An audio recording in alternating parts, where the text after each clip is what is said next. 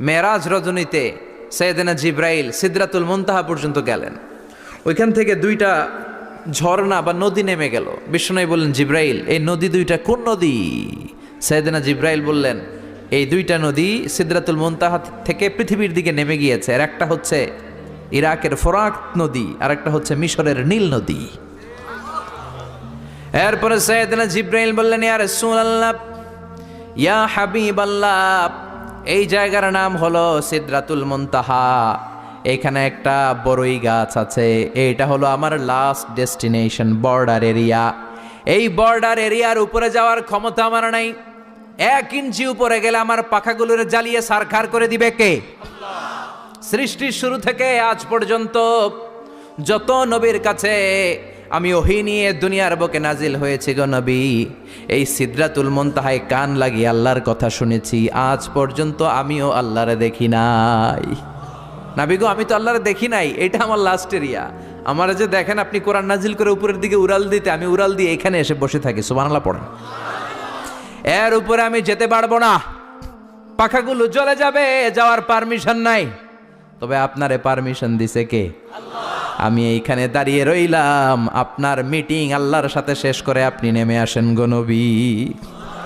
নবী যান, আপনার মিটিং এর জন্য, আপনাকে সারপ্রাইজ দেওয়ার জন্য আপনার অপেক্ষায় আল্লাহ অপেক্ষমান। সুবহানাল্লাহ। তার মানে ফেরেশতা যেখানে শেষ, বিশ্বনবীর খেলা ওইখানে শুরু, ঠিক কি না? জিব্রাইল ওইখানে থেমে গিয়েছে, আর যেতে পারে না। জিব্রাইল যেখানে শেষ, বিশ্বনবীর যাওয়া শুরু। তার মানে মানুষ যদি শ্রেষ্ঠ হয়, সে ফেরেশতাকে ছাড়িয়ে যায়। আর মানুষ যদি নিকৃষ্ট হয়, তাহলে সে পশুকেও হার মানায়, ঠিক কি না? আপনি কখনো শুনছেন একটা সিংহ আর একটা সিংহকে মারে? একটা বাঘ আর একটা বাঘকে মারে না। একটা হরিণ আর একটা হরিণকে মারে না। একটা হাতি আর একটা হাতিকে হত্যা করে না। কিন্তু একটা মানুষ আর একটা মানুষকে হত্যা করে না।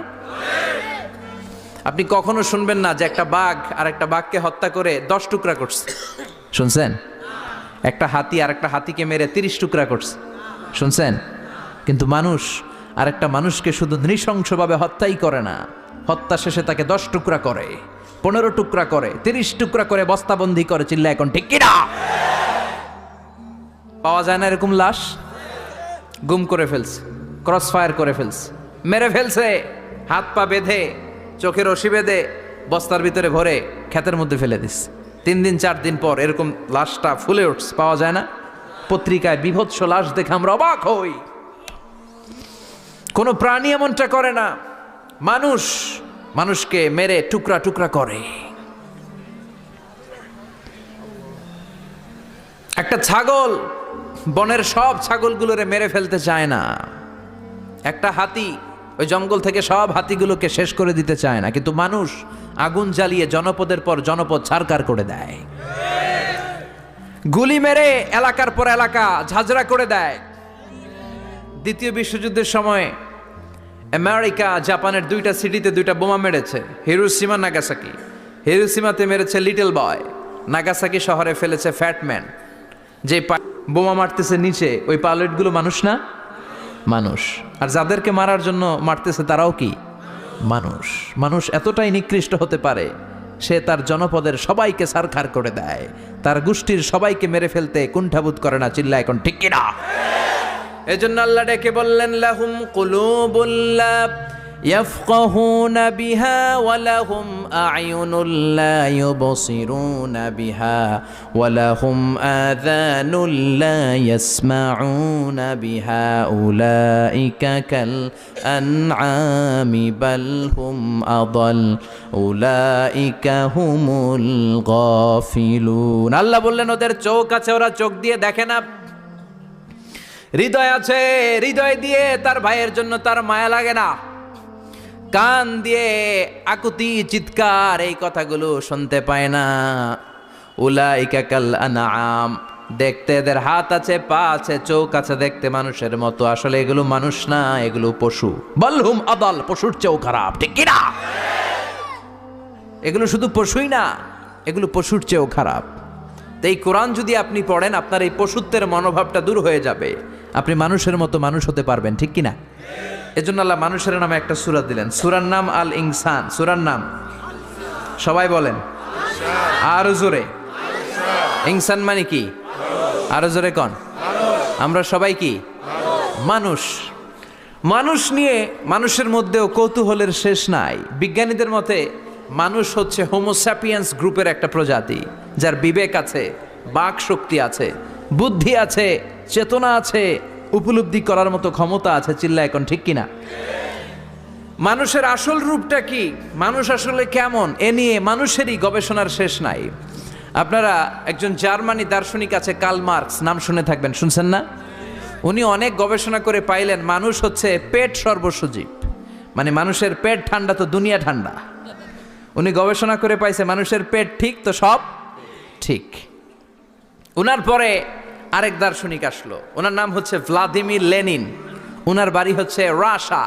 উনি রাশিয়ান স্কলার, ফিলোসোফার। উনি এসে বললেন না, মানুষের পেট সমস্যা বড় সমস্যা নয়, মানুষের আসল সমস্যা হচ্ছে যৌন সমস্যা, সেক্স সমস্যা। মানুষের সেক্স ঠান্ডা তো সব ঠান্ডা। চার্লস ডারউইন, ইংল্যান্ডের আরেক দার্শনিক, উনি এসে বললেন তারা দুজন যা বলছে সব ভুল বলছে। মানুষের পেটের সমস্যা আসল সমস্যা না, মানুষের সেক্স সমস্যাও আসল সমস্যা না। আসলে মানুষ মানুষই না, মানুষ হলো বান্দর। মানুষ কি? বানর থেকে সময়ের বিবর্তনে, কালের বিবর্তনে বানরগুলো মানুষ হয়ে গিয়েছে। মাথার তার যদি একটু ঢিলা হয়, যা হয় আর কি। তাহলে একদল বলে মানুষের পেটের সমস্যা বড় সমস্যা, আরেক বুদ্ধিজীবীরা বলে মানুষের খাদ্যের সমস্যা বড় সমস্যা, কেউ বলে যৌন সমস্যা বড় সমস্যা, আরেক আবাল বলে মানুষ মানুষ না, মানুষ হলো বান্দর। আল্লাহ বলে একটাও ঠিক কইতে পারে নাই, ঠিক কি না? আল্লাহ বলে মানুষ তাদের পেটের সমস্যা বড় সমস্যা নয়, মানুষের যৌন সমস্যা বড় সমস্যা নয়, কশিন কালেও মানুষ বানর নয়। মানুষকে আমি আল্লাহ নিজ তত্ত্বাবধানে তৈরি করেছি। মানুষ হলো আশরাফুল মাখলুকাত। মানুষ কি? আশরাফুল মাখলুকাত, গোটা সৃষ্টিকুলের মধ্যে সেরা। এজন্য নূরের ফেরেশতাও মানুষকে সেজদা দিতে বাধ্য হয়েছে। চিল্লা এখন ঠিক কি না? তুমি মাটির আদমকে প্রথম সৃষ্টি করিয়া ঘোষণা করিয়া দিলে শ্রেষ্ঠ বলিয়া, তাই তো নূরের ফেরেশতা করে আদমকে সেজদা, ঠিক কি না? তাই তো নূরের ফেরেশতা করে আদমকে সেজদা, সবার চেয়ে সম্মান দিলে মাটির আদমকে। পড়েন আল্লাহু আল্লাহু তুমি জাল্লে জালালুহু, শেষ করা তো যায় না গে তোমার গুণগান। আল্লাহু আল্লাহু, সুবহানাল্লাহ পড়েন। আল্লাহ বলেন পেটের সমস্যা সমস্যা, কিন্তু আসল সমস্যা না। মানুষের যৌন সমস্যা বড় সমস্যা, কিন্তু আসল সমস্যা না। মানুষ বানর নামের প্রজাতির ভেতর দিয়ে মানুষ হয় নাই, মানুষকে আমি নিজে তৈরি করেছি। মানুষকে আমি আশরাফুল মাখলুকাত বানিয়েছি। সুবহানাল্লাহ। বুখারীর বর্ণনা, লাম্মা খালাকাল্লাহু আদম ওয়া কানা তুলুহু 60 যিরাআন। আল্লাহ যখন সাইয়েদনা আদমকে তৈরি করলেন 60 হাত লম্বা করে তৈরি করলেন। কয় হাত? আপনি কয় হাত? আমি কয় হাত? আমরা কয় হাত? কিন্তু আদম ছিল কয় হাত? সুবহানাল্লাহ কইবেন না? আপনারাও যখন জান্নাতে প্রবেশ করবেন, বুখারীর ওই বর্ণনাতে এসেছে মানুষরা যখন জান্নাতে প্রবেশ করবে প্রতিটা মানুষ 60 হাত লম্বা হয়ে প্রবেশ করবে। এই দুনিয়াতে দাড়ি রাখার জন্য বিশ্বনবী আদেশ করেছেন, কিন্তু জান্নাতে যারা যাবে এদের দাড়িও থাকবে না, মোছও থাকবে না, গায়ের মধ্যে পশমও থাকবে না। সুবহানাল্লাহ বাড়ি দিয়ে গিয়া চিৎকার করে পড়েন আল্লাহু আকবার। তার মানে মানুষ হলো আশরাফুল মাখলুকাত, গোটা বিশ্বের মধ্যে সেরা। আল্লাহ বললেন আদমকে আমি নিজ হাতে তৈরি করেছি। লাম্মা খালাকাল্লাহু আদম ওয়া কানা তুলুহু 60 যিরাআন, 60 হাত লম্বা করে আদমকে বানিয়েছি। আদমকে সব সৃষ্টির মধ্যে শ্রেষ্ঠত্বের মানদণ্ডে উন্নীত করে আদমকে আমি আশরাফুল মাখলুকাত বানিয়েছি। সুবহানাল্লাহ। আমরা আশরাফুল মাখলুকাত, ভালো লাগে না শুনতে? আমরা হচ্ছি খলিফাতুল্লাহি ফিল আরদ, ইন্নী জাইলুন ফিল আরদি। আল্লাহ বলেন আমি দুনিয়াতে আমার আদেশ বাস্তবায়নের জন্য, লি ইজরাই আহকামিল্লাহি ওয়া তানফিযি আওয়ামিরিল্লাহ, আল্লাহর আদেশ আল্লাহর নিষেধ জমিনের বুকে পালন করার জন্য মানুষকে আমি খলিফা বানিয়েছি। কার কথা? চুরি করলে হাত কেটে দাও, কার আইন? নাকি মাননীয় প্রধানমন্ত্রী শেখ হাসিনার আইন? এই দেশের বানানো আইন। চুরি করলে হাত কাটো, কথাটা কার?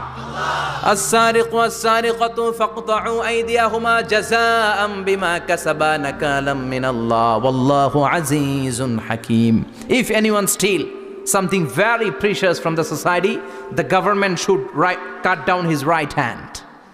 দামি কিছু চুরি করলে এটা সাক্ষীর দ্বারা সাব্যস্ত হলে গভর্নমেন্টের উচিত তার ডান হাতটা এক কোপ মেরে কেটে দেয়া। কার কথা? বানু মাখজুমিয়া গোত্রের এক মেয়ে মদিনাতে চুরিতে ধরা পড়ল। অনেক বড় ফ্যামিলির, ডিগনিফাইড শিল্পপতির মেয়ে। সাহাবারা বলল, এই মেয়ের হাত যদি বিশ্বনবী মদিনায় কেটে দেয়, মদিনাতে তো মারামারি লেগে যাবে। কে বলবে বিশ্বনবীর কাছে যে সুপারিশ করার ক্ষমতা কারো নাই? বিশ্বনবীর পালক পুত্র ওসামা বিন যায়েদ ইবনে হারেসা, তার ছেলে ওসামা পালক পুত্রের ছেলে, তাকে বিশ্বনবী বড্ড ভালোবাসতো। তার উপাধি হলো হুব্বু রাসূলিল্লাহ, বিশ্বনবীর ভালোবাসা। সবাই বলল, ওসামা আমরা যে বলতে পারবো না, তুই যে নবীরে সুপারিশ কর। ও নবী, যদিও চুরি করেছে মেয়েটা, সাব্যস্ত হয়েছে, কিন্তু আপনি মাফ করে দেন, হাত কেটে দিয়েন না। ওসামা যে বলে, নবী হাত কেটে দিয়েন না। বিশ্বনবীর চেহারাটা আগুনের গোলার মতো লাল হয়ে গেল। বিশ্বনবী বললেন, ওসামা এটা আল্লাহর আইন, সুপারিশ করার সাহস তোর বুকের ভিতরে দিল কে? কে দিয়েছে স্পর্ধা? লাউ আন্না ফাতিমা বিনতে মুহাম্মদ সারাকাত লাকাতা মুহাম্মাদুন ইয়াদাহা। এই মেয়ে তো দূরের কথা, আমার কলিজার টুকরা, নয়নের পুটুলি, জান্নাতি নারীদের সর্দারানী আমার মেয়ে ফাতেমাও যদি চুরিতে ধরা পড়ে, আমি তলোয়ারটা বের করে ফাতেমার হাত কেটে দিতে এক সেকেন্ডও দেরি করব না। কারণ আইনটা কার? চিল্লায় বলেন কার? এজন্য বাংলাদেশের চুরি চামারি আছে না নাই? হাজার হাজার কোটি টাকা উধাও হয়ে যায়, আছে না নাই? আমাদের মাননীয় প্রধানমন্ত্রী যদি এই নিয়ম করে দেয়, যারাই চুরি করবে হাত কেটে দেয়া হবে। বাইতুল মুকাররমের স্কয়ারের সামনে হাত কেটে দেয়া হবে। আর প্রতিটা চ্যানেল লাইভ ব্রডকাস্ট করবে, এটা সরাসরি সম্প্রচার, আমরা সবাই দেখব কেমনে চোরদের হাত কাটে। এই নিয়ম যদি আমাদের মাননীয় প্রধানমন্ত্রী করে দেয়, দেশে আর চোর খুঁজে পাওয়া যাবে? কথা কন। তবে এই চোর লাউ চোর, ডাইল চোর, মুরগি চোর না, যারা হাজার কোটি টাকা মেরে দেয়। এক সিগনেচারে দেশের 10,000 কোটি টাকা নাই, চিল্লায় বলো ঠিক কিনা? এই চোরদের বিচার যদি করা যেত, তাহলে এই দেশে আর দুর্নীতি থাকতো না। দুর্নীতি দমন কমিশনের দরকার হতো না। মন্ত্রীদের রাতের ঘুম হারাম হতো না। এটা মদিনার সমাজ হয়ে যেত, শান্তির বাংলাদেশ হয়ে যেত, ঠিক কিনা? এজন্য আল্লাহ বললেন, গোলাম এই জমিনের ভেতরে চুরি করলে হাত কেটে দিবা, জিনা ব্যভিচার করলে ডেথ পেনাল্টি, ক্যাপিটাল পানিশমেন্ট, মৃত্যুদণ্ড, সর্বোচ্চ শাস্তি, ঠিক কিনা? আপনাদের নোয়াখালীর কোথায় যেন একটা মেয়ে ধর্ষিতা হয়েছে, সুবর্ণচর, এটার বিচার হয়েছে না? প্রক্রিয়াধীন হচ্ছে, সবাই অ্যারেস্ট হচ্ছে। এজন্য ইসলাম দিয়ে যদি আইন কায়েম করা হয়, 24 ঘন্টার আলটিমেটামে সব বিচার হয়ে যাবে, যেরকম ঠিক কিনা? ইসলাম বলে চোরের হাত কেটে দাও। জেনা ব্যভিচার করলে ডেথ পেনাল্টি, সৌদি আরবে হেড অফ করে, গলা কেটে ফেলে। বাংলাদেশেও যদি এটা করা যেত, খবর হয়ে যেত, আর কোন ধর্ষক বাংলার জমিনে জন্মাতো না, চিল্লায় বলো ঠিক কিনা? আল্লাহ বলেন, আমি মানুষকে খলিফা বানিয়েছি আমার এই হুকুম আহকামগুলো বাস্তবায়নের জন্য। সব সৃষ্টিকুলের মধ্য থেকে মানুষকে আমি বানিয়েছি আশরাফুল মাখলুকাত। আবার মানুষকে বানিয়েছি আমি আমার খলিফা। আবার মানুষের চেহারাটা আমি আল্লাহ সব চাইতে সুন্দর করে তৈরি করেছি। সুবহানাল্লাহ। লাকাদ খালাকনাল ইনসানা ফি আহসানি তাকওয়িম। আমি মানুষের চেহারাটা সব চাইতে চমৎকার অবয়ব দিয়ে তৈরি করেছি রে গোলাম। সুবহানাল্লাহ। পৃথিবীতে যত প্রাণী আছে সব সৃষ্টির মধ্য থেকে আমাদের সৃষ্টিটা সুন্দর না? আপনি হিউম্যান অ্যানাটমি নিয়ে যদি গবেষণা করেন, কেমনে আল্লাহ আমাদের এখানে হার্ট দিলেন, লাঞ্চ দিলেন, হ্যাঁ, তারপরে 206টা হাড্ডি দিলেন, হাড্ডিগুলো আবার ব্যান্ড করা যায়, দেখছেন? বাঁকা করা যায় না? এটা বাঁকা করা যায়। বাঁকা না করলে আপনি খাইতে পারতেন? ক্রিকেট যারা খেলো, পেস বল করতে পারতা? স্পিন বল, হ্যাঁ, অফিস স্পিন, লেগ স্পিন, কয় হুজুরও জানে কেমনে এটি, তোর থেকে শিখছি বেটা। তো এই যে ছেলেপেলারা এরকম অফ স্পিন করে, লেগ স্পিন করে, এগুলো হচ্ছে আল্লাহর দেয়া কারিশমা। হাত ঘুরানো যায়। আল্লাহ যদি এটাকে এরকম ব্যান্ড করার সুযোগ না দিতেন, করতে পারতাম? আবার এইখানেও বাঁকা করার সুযোগ আছে না নাই? এইখানেও আছে না নাই? আবার এইখানেও আছে না নাই? কত কাজ। বাজার করে যখন বাজারের ব্যাগ যখন নিয়ে আসেন কোথায় ধরে রাখেন? আঙ্গুলে ধরে রাখতে হয়। ক্যারাম যখন খেলো কি দিয়ে টোকা মারো? সুবহানাল্লাহ কয় না পোলাপান? আহা, কত খেলার সিস্টেম আল্লাহ দিলেন। আবার ক্রিকেটের মধ্যে 2 আঙ্গুল তুললে কি? ওই যে সব মুখস্থ। আবার 1 আঙ্গুল তুললে কি? দেখছেন ঘটনা? আউট। কত কাজ এই আঙ্গুল দিয়ে। এই আঙ্গুলগুলোর বাঁকা করার, বেন্ড করার ক্ষমতা আমাদেরকে দিয়েছে কে? আল্লাহ। এজন্য আল্লাহ বললেন লাকাদ খালাকনাল ইনসানা ফি আহসানি তাকওয়িম। আমি মানুষের চেহারাটা সব চাইতে সুন্দর করে তৈরি করেছি। মানুষ সুন্দর, আমাদের চোখ সুন্দর না মিয়া। আমাদের চোখও যদি সুন্দর হতো তাইলে আমরা বুঝতাম মানুষগুলো কত সুন্দর। আমরা মনে করি ধলা হইলেই সুন্দর। কয় ধলা ধলা এটা সুন্দর, ডাকাইত, এগুলো ডাকাত। একটা মানুষের চেহারা স্কিন যদি কালো হয় এর মধ্যে একটা সৌন্দর্য আছে না নাই? একটা মেয়ের স্কিন যদি কালো হয় তারপরও চেহারায় সৌন্দর্য আছে না নাই? কয় না হুজুর আমার বউ সুন্দর না, কালা কালা। আছে না নাই? তুই ডাকাইত। তুই কি? একজন মানুষের চেহারা যেরকমই হয় আপনি খেয়াল করে দেখবেন তারপরও তার অবয়বের মধ্যে একটা এক্সট্রা অর্ডিনারিটি আছে, কারোর সাথে কারোটা মিলে না। সুবহানাল্লাহ পড়েন। এজন্য প্রতিদিন স্ত্রীরে বলবেন, স্ত্রী তুমি সুন্দরী, তুমি অনন্যা, তোমার চাইতে সুন্দরী গোটা বিশ্বে কেউ নাই। কইবেন না? মুরব্বীরা কয় না, কইতাম না, আগে কইয়া ফেলাইছি। এগুলো বলবেন। এগুলো বললে স্বামী স্ত্রীর মধ্যে ভালোবাসা বাড়াই দিবে কে? আল্লাহ। আমি প্রায় এগুলো বলি, উৎসাহিত করি যে স্বামী স্ত্রীর মধ্যে যে ভালোবাসাটা এটা পবিত্র, এটা জান্নাতি। এই ভালোবাসা জান্নাতে শুরু হয়েছিল সাইয়েদনা আদম আর হাওয়ার মধ্য দিয়ে। চিল্লা এখন ঠিক কিনা? স্বামী স্ত্রী দুইজনে একের হাতের সাথে আরেকজনের হাত মিলালে হাতের সগীরা গুনাহ মাফ করে কে? আল্লাহ। স্ত্রীর চেহারার দিকে নজর করে তাকালে চোখের গুনাহ মাফ করে দেয় কে? আল্লাহ। স্ত্রীর জন্য প্রতি মাসে যে খরচ দেন এই টাকাগুলো সদকা দেওয়ার সওয়াব আছে না নাই? আছে। স্ত্রীকে যে দামি দামি ভ্যানিটি ব্যাগ কিনে দেন এটা তো সওয়াব আছে না নাই? আছে। কক্সবাজারে ঘুরতে নিয়ে গেলে সওয়াব আছে না নাই? আছে। ফুল কিনে দিলে সওয়াব আছে না নাই? ভালোবাসার গান শোনাইলে সওয়াব আছে না নাই? তোমারে লেগেছে কত যে ভালো চাঁদ বুঝি তা জানে, রাতেরও আধারে দোসর হয়ে তাই সে আমারে টানে, চাঁদ বুঝি তা জানে। ঠিক কিনা? আজকে পারবেন না শোনাইতে রাত্রেবেলা? পারবেন? পারবেন? পোলাপাইনরা কয় পারবো। তোকে তো বেটা বিয়েই হয় নাই, বিয়ার পরে শোনাইস। তো এই ভালোবাসার গানগুলো শোনালে নিজেদের মধ্যে একটা ইন্টিমেসি তৈরি হয়। বিশ্বনবীও এরকম স্ত্রীর সাথে খুনসুটি করতেন, ভালোবাসা করতেন। এটা হালাল, কিন্তু এটা জায়গা মতো না করে ভাবির লগে করলে মায়ের আসে না নাই? ভালোবাসার গান জায়গা মতো শোনাতে হবে। স্ত্রীকে ভালোবাসার গান না শুনিয়ে যদি চাচাতো বোনরে শোনাও, শালিরে শোনাও, পাড়ার মেয়েদের সাথে যদি টাঙ্কি মারো, ফিল্ডিং মারো, মায়ের আসে না নাই? তার মানে জায়গা মতো করলে সব সওয়াব। সুবহানাল্লাহ পড়েন। আর বিয়েটারে সহজ করে দিবেন। আমি তো সব জায়গায় বলি বিয়েটাকে সহজ করে দেন। আমরা বিয়েটারে কঠিন করে ফেলছি। একটা ছেলে এই দেশে 16 থেকে 18 বছর বয়সে ম্যাচিউরড হয়, কিন্তু ওরে বিয়ের পিড়িতে বসায় 32 বছর বয়স। তো বাকি 32 বছর ও কি আঙ্গুল চুষবে? কথা কন, কি করবে? ও যে পাপ কাজ করে, ও যে পর্নোগ্রাফি দেখে, ও যে মাস্টারবেশন করে, এগুলোর পার্সেন্টেজ গুণা মা বাবার আমল নামায় আছে না নাই? মা বাবার এত সহজে পার পেয়ে যাবেন না। ছেলে মেয়েগুলারে সময় হলে বিয়ে দিয়ে দেন। বিয়ের চেয়ে ভালো কাজ পৃথিবীতে আছে? যেই সমাজে বিয়ের খরচ বেড়ে যায় ওই সমাজে জেনার খরচ কমে যায়। বিয়ে করতে লাগে 10 লাখ, জেনা করতে লাগে 500 টাকা। কথা কন। এজন্য জেনাকে সহজ করবেন না বিয়েকে সহজ করবেন? বিয়ের কথা কইলেই পোলারা কয় তুই নিজের পায়ে দাঁড়া। তো এতদিন ও কার পায়ে দাঁড়াইছে?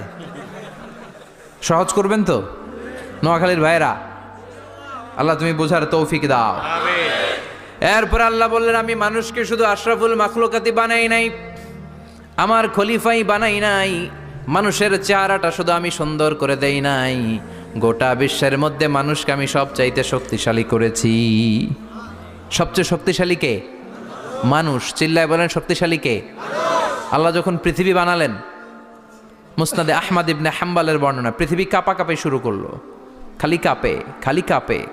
পৃথিবীর কাঁপাকাঁপি বন্ধ করার জন্য আল্লাহ পৃথিবীর মধ্যে 7টা টেকটনিক প্লেট বসিয়ে দিলেন।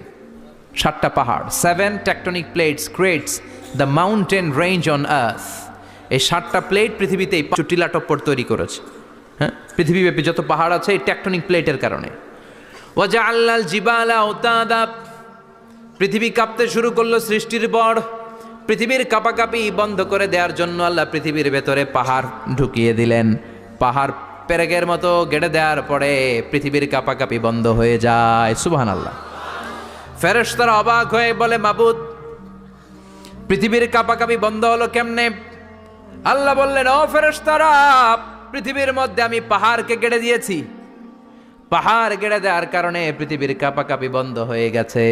ফেরেশতারা বললেন, তাই নাকি? পাহাড়ের এত বড় শক্তি। ইয়া রাব, হাল মিন খালকিকা আশাদ্দা মিনাল জিবাল, আপনার এই সৃষ্টিকুলের মধ্য থেকে পাহাড়ের চাইতে বেশি শক্তিশালী কিছু আছে নাকি? আল্লাহ বললেন, হ্যাঁ আছে। পাহাড়ের চাইতে শক্তিশালী হচ্ছে আল হাদিদ, মানে লোহা। পাহাড়ের চেয়ে শক্তিশালী কি? এই লোহার নামে কোরআনে সূরা আছে না নাই? সূরার নাম কি? কথা বলেন। وأنزلنا الحديد فيه بأس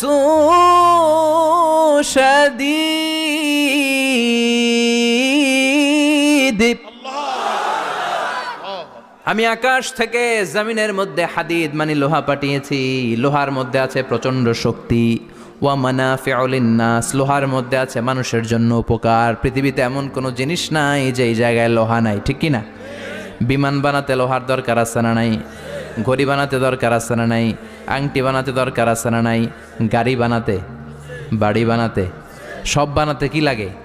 লোহা। আল্লাহ বললেন লোহা সবচেয়ে শক্তিশালী। এটা পাহাড়ের চেয়েও শক্তিশালী, কারণ লোহা পাহাড়ের মধ্যেও ঢুকায় দেওয়া যায়, ঠিক কি না? ফেরেশতারা বললেন, আল্লাহ, হাল মিন খালকিকা আশাদ মিনাল হাদিদ, আপনার এই সৃষ্টিকুলের মধ্যে থেকে লোহার চাইতেও কি শক্তিশালী কিছু আছে? আল্লাহ বললেন, নাআম আছে। লোহার চাইতে শক্তিশালী হলো আন্নার, মানে আগুন।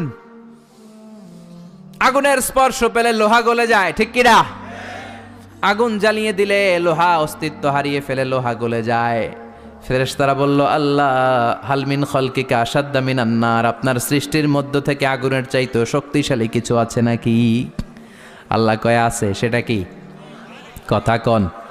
মিঠা নদীর পাহানি, আল্লাহ তোমার মেহেরবানি। সুন্দর ফুল, সুন্দর ফল, মিঠা নদীর পাহানি, আল্লাহ তোমার মেহেরবানি। তুমি কতই দিলে রতন, ভাই বেরাদর পুত্র স্বজন। ক্ষুধা পেলে অন্ন যোগাও, মানি চাই না মাহানি, আল্লাহ তোমার মেহেরবানি। সুন্দর ফুল, সুন্দর ফল, আল্লাহ তোমার মেহেরবানি। চিল্লায় পড়েন আল্লাহু আকবার। আল্লাহ বললেন, আগুনের চেয়ে শক্তিশালী হলো পানি। আগুনের মধ্যে যদি পানি ঢেলে দেয়া হয় আগুন নিভে যায়, ঠিক কিনা? ফেরেশতারা বলল, আল্লাহ, হাল মিন খালকিকা আশাদ্দা মিনাল মা, আপনার সৃষ্টিকুলের মধ্যে পানির চাইতেও শক্তিশালী কিছু আছে নাকি? আল্লাহ কইলেন, আছে। সেটা হইল আর রিহ, মানে বাতাস। সুবহানাল্লাহ কোন। কারণ বাতাসের ঝাপটায় পানি দোলা খায়। বাতাসের ঝাপটায় পানির মধ্যে উচ্ছ্বাস তৈরি হয়, সাগরে জলোচ্ছ্বাস হয়, ঠিক কি না? বাতাস ধাক্কা মারলে পানিতে দোলা লাগে, সিডর হয়, নার্গিস হয়, আইলা হয়, মহাসেন হয়, ঘূর্ণিঝড় হয়। পানির চাইতে বাতাস বেশি শক্তিশালী। ফেরেশতারা অবাক হয়ে বলে, আল্লাহ, তাহলে আপনার সৃষ্টিকুলের মধ্য থেকে বাতাসের চাইতেও শক্তিশালী কিছু আছে নাকি? আল্লাহ কয় আছে। ফেরেশতারা বললেন, বাতাসের চাইতেও শক্তিশালী যদি কিছু থেকে থাকে সেটা কি? আল্লাহ বললেন, সেটা হলো মানুষ, বনি আদম, আল ইনসান। তবে ওই মানুষ যেই মানুষ দান করে। কি করে? ডান হাত যা দান করে, বাম হাত সেটা টের পায় না। সুবহানাল্লাহ।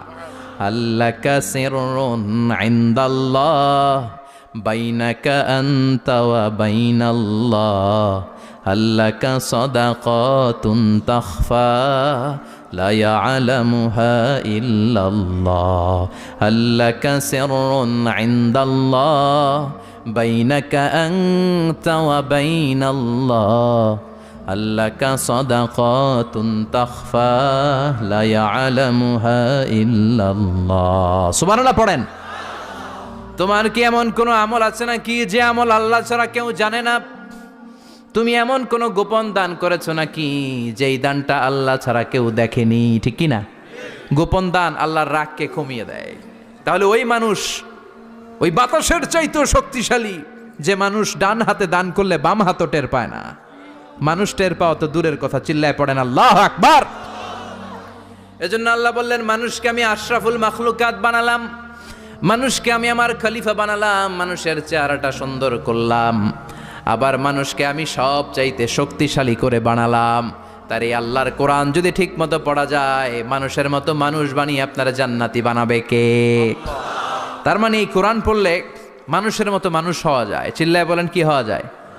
সবাই বলেন, মানুষের মতো মানুষ হতে চান তো সবাই? সবাই চাই? আসুন দেখি মানুষের নামে সূরায় আল্লাহ কি বললেন, পড়েন। আউযু বিল্লাহি মিনাশ শাইতানির রাজীম। বিসমিল্লাহির রহমানির রহিম। হাল আতা আলাল ইনসানি হিনুম মিনাদ দাহরি লাম ইয়াকুন শাইআম মাযকুরা। আল্লাহ বললেন, মানুষের জীবনের একটা সময় ছিল যেই সময়টা উল্লেখ করার মতো মানুষ কিছুই ছিল না। সুবহানাল্লাহ। প্রত্যেক মানুষের জীবনে এমন একটা সময় ছিল যেই সময়টাতে উল্লেখ করার মতো সে আসলে কিছুই ছিল না, তার অস্তিত্বই ছিল না, সে জিরো ছিল, তাকে জিরো থেকে হিরো বানিয়েছে কে? হাল আতা আলাল ইনসান, এই হাল হচ্ছে ইস্তেফাম তাকরীরি বিমানা কাদ আতা আলাল ইনসান। অবশ্যই অবশ্যই মানুষের জীবনে এমন একটা সময় এসেছে, লাম ইয়াকুন শাইআম মাযকুরা, উল্লেখ করার মতো সে কিছুই ছিল না। কার কথা? মুফাসসিরিন একরাম ইনসান দ্বারা এখানে দুইটা জিনিস বুঝিয়েছেন, এক হলো সাইয়েদনা আদম, আর এক হলো আমরা সবাই। এই পৃথিবীতে মানুষ বানানোর তিন ক্যাটাগরি। ক্যাটাগরি নাম্বার 1, মাও নাই বাবাও নাই। এই সিস্টেমে আল্লাহ কার বানাইছে? কথা বলেন। আবার শুধুমাত্র মা আছে বাবা নাই, এই সিস্টেমে কাকে বানালেন? আবার বাবাও আছে মাও আছে, এই সিস্টেমে কারে বানালেন? আমাদেরকে বানালেন। আবার সাইয়েদনা আদমকে আল্লাহ যখন বানালেন, তিনি বানালেন মিন তিনিন লাযিব, এঁটেল মাটি থেকে বানালেন। এঁটেল মাটি দিয়ে কাঠামো বানানো যায় না, স্ট্রাকচার করা যায় না। এঁটেল মাটি জমিন থেকে নিয়ে আল্লাহ রেখে দিলেন 40 বছর। চিল্লায় বলেন, কয় বছর?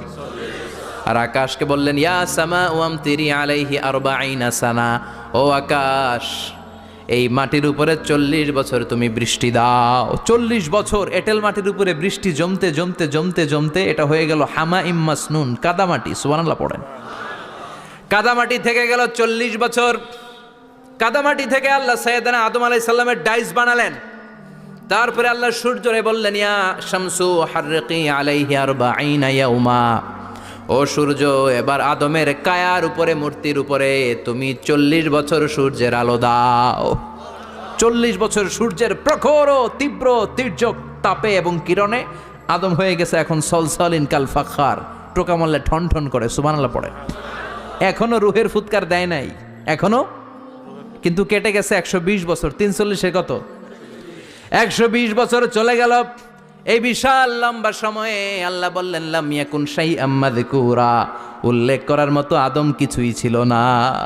রুহের ফুৎকার যেহেতু দেয় নাই 140 বছর, এটা এঁটেল মাটি, পরে ছিল কাদামাটি, এরপরে হয়েছে মূর্তি, ঠনঠনে মূর্তি।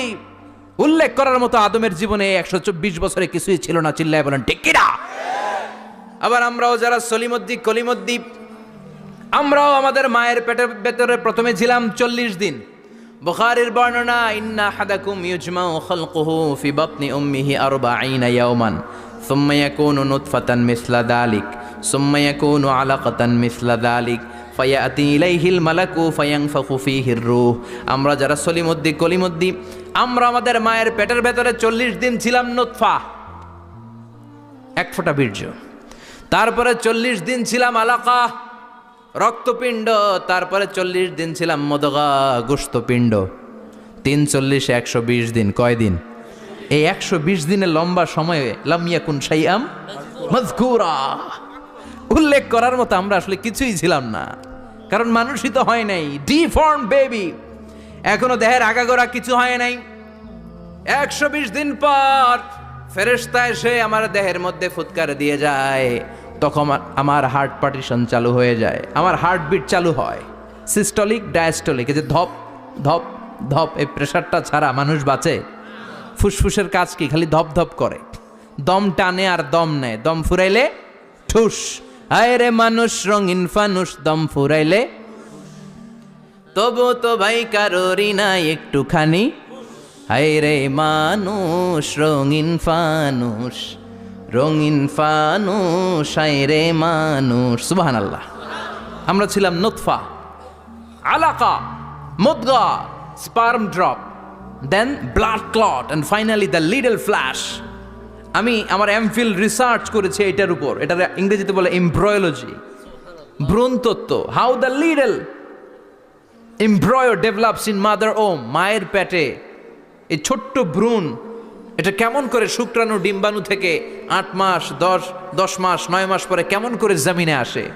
How the little এমব্রয়ো develops in mother ওম, মায়ের পেটে কেমন করে ডেভেলপ করে। একেবারে ক্ষুদ্র ছিলাম আমি, তুচ্ছ ছিলাম আমি, নগণ্য ছিলাম আমি, আমার কোনো নাম ছিল না, আমার কোনো গ্রাম ছিল না, আমার কোনো পরিচয় ছিল না। এখন দুনিয়াতে আমাদের পরিচয় আছে না নাই? কিন্তু মিজানুর রহমান আজহারি একটা সময়ে লাম ইয়াকুন শাইআম মাযকুরা, তোরা কেউ চিনতো না, তোর নামটাও কেউ জানতো না, উল্লেখ করার মতো তুই কিছুই ছিলি না। এটা দিয়ে আল্লাহ বুঝাতে চাইলেন তোর কিছুই ছিল না, জিরো থেকে আমি হিরো বানালাম। ক্ষমতার দাপট দেখাবি না, ক্ষমতার অহংকার দেখাবি না, টাকা পয়সার গরম দেখাবি না। 2 দিনের টাকার মালিক হয়ে ওর পা জমিনে লাগে না, এরকম টাকা তা ছেড়ে নাই। লাম ইয়াকুন শাইআম মাযকুরা, তোর চেয়ে বড় ক্ষমতাশীল ছিল ফেরাউন। আল্লাহ ছাড় দিয়েছে, ছেড়ে দেয় নাই, ঠিক কি না? নমরুদরে ছাড় দিয়েছে, ছেড়ে দেয় নাই, ঠিক কি না? আবু জাহেলকে ছাড় দিয়েছে, ছেড়ে দেয় নাই, ঠিক কি না? এখনো যারা গাদ্দারি করে, ইসলামের বিপক্ষে কথা বলে, ইসলামকে জমিনের ভিতর গেড়ে দিতে চায়, দেখা যায় আল্লাহ ওদেরকে ছাড় দেয়, কিন্তু ছেড়ে দেবে না। চিল্লায় কও ঠিক কি না? পৃথিবীতে কেউ তো স্থায়ী হয় না, হোক না সে ফেরাউন কিবা নমরুদ, কেউ ভাবে চিরদিন রয় না, কেউ ভাবে চিরকাল রয় না। কেউ থাকতে আসে নাই, এত বড় বড় দাপটওয়ালারা সব শেষ। আমি তো প্রায় জায়গায় বলি, আমি ফেরাউনের লাশটা নিজে দেখে এসেছি, যেহেতু আমি আল আজহার ইউনিভার্সিটির স্টুডেন্ট। 200 পাউন্ড লাগে দেখতে, আমি দেখছি ফ্রি। আমার আল আজহারের জামিআতু আল আজহার শরীফের একটা কার্ড ছিল, ওইটা দেখাইলে সব ফ্রি, ফ্রিতে দেখে আসছি। ঢুইকে দেখি ফেরাউন চাচা শুয়ে রয়েছে। আমি বললাম, ফেরাউন চাচা কেমন আছো? How are you, what's up man? কোনো আওয়াজ নাই। আমি জিজ্ঞেস করেছি তাকে, কেমন আছো তুমি, কি অবস্থা, কেমন যাচ্ছে তোমার, হোয়াটস আপ? কোনো আওয়াজ নাই। আমি অবাক হয়েছি, এই লোকটার হুঙ্কারে মিশরের জমিন থার থার করে কাঁপতো, আজকে ওরা শেষ করে দিছে কে? আজ আছে কাল নাই, ঠুস, দম ফুরাইলে। এজন্য আল্লাহ বললেন, হাল আতাব আলাল ইনসানি হিনুম মিনাদ দাহরি লাম ইয়াকুন শাইআম মাযকুরা। মানুষের জীবনে এমন একটা সময় ছিল, উল্লেখ করার মতো সে কিছুই ছিল না। আমরা যে কত ক্ষুদ্র ছিলাম আপনি কল্পনাও করতে পারবেন না। ফালইয়ানযুরিল ইনসানু মিম্মা খুলিকা মিম্মা ইন দাফিক ইয়াখরুজু মিন বাইনিস সুলবি ওয়াত তারাইব। বাবার পৃষ্ঠদেশ থেকে, মায়ের বক্ষদেশ থেকে দুইটা মিলিত হয়ে মায়ের জরায়ুর ভেতরে তোরে সেট করলো কে? আমরা ছিলাম শুক্রাণু। শুক্র চিনেন? স্পার্ম। শুক্রও ছিলাম না আমরা, শুক্রাণু মানে শুক্রের অণু। ডিম্ব আমরা ছিলাম না, আমরা ছিলাম ডিম্বাণু মানে ডিম্বের, আরবিতে বলে আল বুয়াইদা আল উনসাউইয়া। 1 ফোঁটা বীর্যের ভেতরে, 1 ফোঁটা শুক্রের ভেতরে 20 কোটি অণু থাকা লাগে। ওই 20 কোটির একটা ছিলাম আমি, 20 কোটির একটা ছিলেন আপনি। উল্লেখ করার মতো আমি কিছুই ছিলাম না, আমরা কিছুই ছিলাম না। চিল্লা এখন ঠিক কি না? আল্লাহ বললেন, লাম ইয়াকুন শাইআম মাযকুরা, কিছুই ছিল না। স্পার্ম ড্রপ আর ওভাম দুইটাকে মিলিয়ে আমি আল্লাহ করে ফেললাম জাইগোট। সেইটারে আমি বানালাম এমব্রয়ো, ভ্রূণ, ব্যাঙ্গাচির মতো। শীত বর্ষাকালে বৃষ্টির পরে দেখবেন ব্যাঙের বাচ্চাগুলো খালি ছোটাছুটি করে, তাই না? কালো কালো দেখা যায় না? আমরা প্রত্যেকে এরকম ব্যাঙের বাচ্চার মতো ছিলাম। হাত পা তো দূরের কথা, ব্যাঙের বাচ্চার মতো ছিলাম। মায়ের জরায়ুর দেয়ালে লেপ্টে ছিলাম। আমাদের হাত ছিল না, আমাদের পা ছিল না, কিচ্ছু ছিল না। সেখান থেকে আল্লাহ আমাদেরকে বড় করতে লাগলেন। এরপরে আমরা হয়ে গেলাম ফেটাস, ডেভেলপড স্টেজ। 120 দিন পরে আল্লাহ তাআলা আমাদের রুহের ফুৎকার দিলেন, আমার হার্ট দিলেন, আমার লাংস দিলেন, আমার গল ব্লাডার দিলেন, আমার কিডনি দিলেন, আমার লিভার দিলেন, আমার ইন্টেস্টাইন দিলেন, আমার দেহের ভিতরে তিনি রক্ত ঢুকিয়ে দিলেন। আমার কলবের এই ধাক্কাধাক্কি শুরু হয়ে গেল। আল্লাহ বললেন, এই কলবটা সব চাইতে দামি অঙ্গ, কলবের মধ্যে জিকির ভরতে হবে কার? লা ইলাহা